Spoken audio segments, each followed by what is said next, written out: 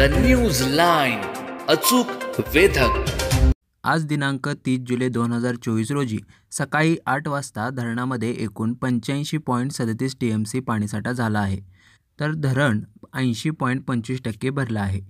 सद्यस्थितीतून सांडव्यावरून 30,000 cusec विसर्ग चालू आहे। धरणाची पाणीपातळी नियंत्रित करण्यासाठी आज दुपारी 12 वाजता सांडव्यावरून सोडण्यात आलेल्या विसर्गात वाढ करून 40,000 क्युसेक विसर्ग सोडण्यात येणार आहे। तसेच एव्यानुसार त्यामध्ये वाढ करण्यात येणार आहेत।